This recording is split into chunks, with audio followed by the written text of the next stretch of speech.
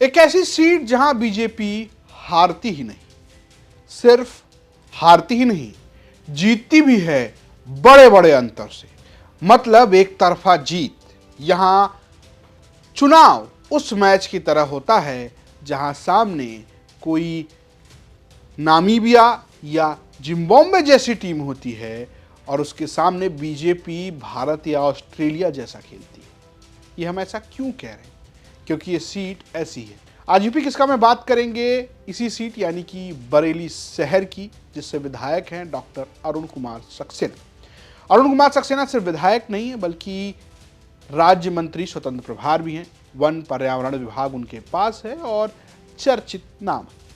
ये सीट से एक दिलचस्प बात यह है कि कभी अरुण कुमार सक्सेना समाजवादी पार्टी के प्रत्याशी हुआ करते थे और अब वो 3 बार से बीजेपी के विधायक हैं। दरअसल ये सीट 2012 में सामने आई। इससे पहले बरेली की पुरानी सीट हुआ करती थी, बाद में कैंट और शहर 2 सीटें बनी जो परसीमन के बाद। तो आप 12 के पहले भी देखेंगे, जब पुरानी सीट थी तब भी 96 से लेके अब तक कंटिन्यू बीजेपी ही जीत रही। मतलब कोई मौका नहीं छोड़ा है बीजेपी ने इस सीट पर और मार्जिन काफ़ी बड़ा होता रहा है। और जब से परसीमन हुआ तब से बीजेपी के फेवर में सीट ज़्यादा नज़र आती रही है। अगर आप देखेंगे पिछले 3 चुनाव, तो पिछले 3 चुनाव यहाँ से अरुण कुमार सक्सेना ही जीते हैं और पिछला चुनाव जो वो जीते थे उसमें मार्जिन 32,000 वोटों का था। ये कोई छोटा मोटा अंतर नहीं है। इतना ही नहीं, लोकसभा के चुनाव में भी बरेली की सीट पर यहाँ बढ़त बीजेपी की थी और अच्छी खासी लीड में थी। तो कुल मिलाकर यहां अभी बीजेपी मजबूत नजर आती रही है।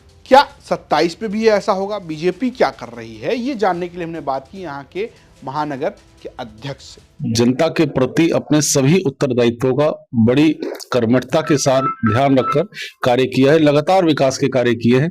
अभी हालिया पार्लियामेंट इलेक्शन 2024 की भी अगर हम बात करें, हमारी दोनों विधानसभाओं से एक अच्छे अंतर पे भारतीय जनता पार्टी ने जीत दर्ज की थी। अगर हम विकास की बात करें तो आप देख सकते हैं, जो एक ड्रीम प्रोजेक्ट था महादेव सेतु, जो दोनों विधानसभाओं को कनेक्ट करता है, बरेली शहर के दोनों जोनों को जोड़ता है। कभी जीवन में हमने कल्पना नहीं की थी इतने सघन मार्केट से, जहां मोटरसाइकिल भी लाना संभव दिन के समय नहीं था, अब कार पास हो जाती है और डीडीपुरम क्षेत्र यानी राजेंद्र नगर के लोग सिविल लाइन के क्षेत्र में आ जाते हैं। यानी व्यापार को एक नया जीवन मिला है, एक नया गति मिली है और दोनों साइड के आवागमन के जाने से व्यापार बढ़ा है, रेस्टोरेंट की क्षमताएं बढ़ी है, लोगों दुकानदारों की बिक्री बढ़ी है और बड़ा परिवर्तन आया है। तो उनका दावा यह है कि बहुत काम हुआ है, जो सड़कें जाने लायक नहीं थी वो जाने योग्य बन गई हैं, बहुत विकास का काम किया। वहीं सपा कह रही कि इस बार समीकरण बदल जाएंगे क्योंकि एसआईआर हुआ है और हमारे पीडीए प्रहरियों ने खूब काम किया। आज जरा उनको भी सुन लीजिए। एसआईआर की प्रक्रिया चल रही है। एसआईआर के बाद 124 शहर विधानसभा की जो परिस्थिति है एकदम चेंज हो गई है, क्योंकि शहर विधानसभा के अंदर 432 बूथ आते हैं और अभी इन्होंने अभी बूथ और भी बढ़ा दिए हैं शहर विधानसभा में और कैंट में भी। यहाँ 24 बढ़ाए और कैंट में 18 बढ़ाए। तो एसआईआर की प्रक्रिया के बाद 1,65,207 वोट शहर विधानसभा में कम हुए हैं। इसी तरीके से 1,34,235 वोट कैंट विधानसभा में कम हुए हैं। तो कुल मिलाकर ये जो वोट अभी कम हुए हैं, इससे एकदम स्थिति चेंज हो गई है शहर विधानसभा की। और अब हम लोग बड़े मजबूती के साथ हमारे जो 432 हमने बीएलए बनाए हर बूथ के अंदर और हमारे पीडीए प्रहरी भी हैं, तो सारे हमारे बीएलए मजबूती के साथ बूथों पर डटे रहे और उन्होंने एसआईआर की जो प्रक्रिया है उसमें भाग लिया, अपने वोटों को बचाने का काम किया। तो क्या समीकरण है जो सपा को या कहें विपक्ष को चुनाव जीतने नहीं देते? उसकी वजह है यहाँ के वोट। कायस्थ, पंजाबी, वैश्य बीजेपी का कोर वोटर है यहाँ पर और उनसे लगातार वोट करता है। इस सीट पर ज्यादा संख्या मुसलमानों की 1,25,000। इसके बाद बारी आती है कायस्थ की जो 50,000 है, कुर्मी 20,000, ब्राह्मण 18,000, कोयरी 15,000, वैश्य 15,000, पंजाबी 12,000, लोधी 12,000, कश्यप 12,000, वाल्मीकि 12,000, जाट अब 10,000 और अन्य जातियां भी हैं जिनकी संख्या थोड़ी थोड़ी है। कुल मिलाकर जो मिक्स वोट है वो बीजेपी के पक्ष में जाता है। खासकर यहाँ से सपा ये कोशिश करती रही है, कांग्रेस ने जब लड़ा तो कांग्रेस ये कोशिश करती रही है कि इस सीट पर वैश्य समुदाय से कोई उम्मीदवार दिया जाए जो वोटों को काट सके बीजेपी का, लेकिन ऐसा हो नहीं रहा है।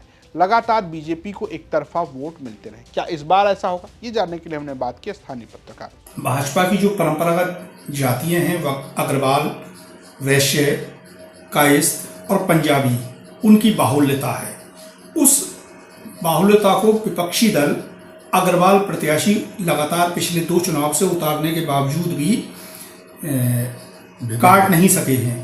इसके अतिरिक्त एक इस विधानसभा चुनाव में खास बात यह है कि जो डॉक्टर अरुण कुमार सक्सेना वर्तमान में 2 बार से भाजपा से जीत रहे हैं, उन्हें किसी समय समाजवादी पार्टी ने शहर सीट से ही चुनाव लड़ाया था और उन्हें हार का सामना करना पड़ा था। हार के बाद जब नया परिसीमन लागू हुआ और श्री राजेश अग्रवाल जो 3 बार से जीत रहे थे वो कैंट में शिफ्ट हुए, तो भाजपा ने उन्हें ही शहर विधानसभा सीट पर प्रत्याशी बनाया। वो लगातार 2 बार जो है वो विजय पताका फहरा चुके हैं। इसमें कुछ चुनौतियों का सवाल है, तो चुनौतियां भी है, ऐसा नहीं है कि चुनौतियां नहीं है और खुला मैदान है। एसआईआर के बाद जो नए किस्म के आंकड़े आए हैं उसमें जिस तरह से वोटर कम हुए हैं वो निश्चित तौर पे भारतीय जनता पार्टी के लिए बड़ी चुनौती है।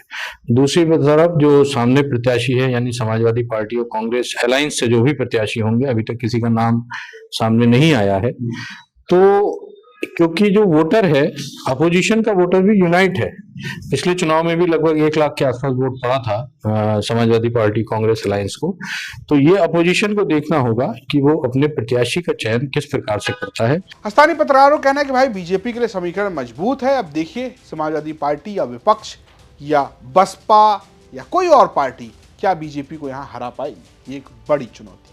आपको क्या लगता है, क्या आप बरेली शहर सीट के वोटर हैं, आप जानते हैं अपने विधायक को, तो आप हमें कमेंट बॉक्स जरूर बताएं कि सीट का क्या हाल होगा और आप किस सीट की जानकारी चाहते हैं, ये भी आप लिख सकते हैं। फिलहाल स्टोरी भेजी थी बरेली से हमारे सहयोगी कृष्ण गोपाल राज ने। देखते रहिए यूपी तक। नमस्कार। राहुल जी पदयात्रा कर रहे हैं, वो कर रहे हैं, 10 दिन के बाद खत्म हो जाएगा। जमीन पे अगर नहीं आएगा तो क्या मतलब? राहुल जी के पदयात्रा करने के क्या क्या कारण है, क्या क्या मुद्दे हैं, किस बात को लेके चल रहे हैं? भाई अकेला चना भाड़ नहीं फोड़ पाएगा। तो मुझे अधिकृत कर दें कि मैं अपने हिसाब से संगठन उसका बनाऊं और उसका चलाऊं, और 6 महीने आप देखिए, अगर सही हो तो आगे बढ़ा दीजिए। मुझे प्रांतीय अध्यक्ष बनाया गया। 13-14 जिले पड़ते हैं पश्चिम में। तो जब मैं बना तो वहां मैंने संविधान बचाओ संकल्प सभा चलाई। तो संदीप जी का फोन आया, नसीमुद्दीन जी ये मत करिए। क्यों का कोई जवाब नहीं। इसके बाद पोलिंग बूथ कमेटियां बनाना शुरू की। यहाँ बैठे हैं पश्चिम के लोग भी। शुरू की, मैंने बात की, उन्होंने कहा नसीमुद्दीन जी ऐसा मत करिए। संदीप जी जो प्रियंका गांधी की टीम के, उनके कहने का मतलब ये होता था कि प्रियंका जी कह रही हैं। तब प्रियंका जी प्रभारी थी, महासचिव थी ऑल इंडिया कांग्रेस कमेटी की, लेकिन प्रभारी उत्तर प्रदेश की थी। तो मत करिए। और भी काम जो किए गए, मेरी आदत थी कि अगर कोई मर गया है, बैठे हुए हैं नसीम भाई, तो इनके साथ भी हमारी पार्टी का हो ना हो, कोई भी अगर मैं वहां गया किसी जात का, मैं उसके घर जाता था। मैं जीवन तो नहीं दे सकता, अपने जीवन नहीं बचा सकता, दूसरे को क्या दूंगा? जब मेरी मौत आएगी मैं भी चला जाऊंगा। लेकिन सुख दुख में शामिल होना मैं अक्सर जाता था। मैं शांति से नहीं बैठना चाहता था, और वहां इस पैटर्न पे काम करने का कोई स्कोप नहीं। वहां पर जनसभा कर लीजिए, टेबल टॉक कर लीजिए, योजनाएं बना लीजिए, तो वो ठीक है। हालांकि अब पोलिंग बूथ कमेटियां बनाना शुरू की हैं।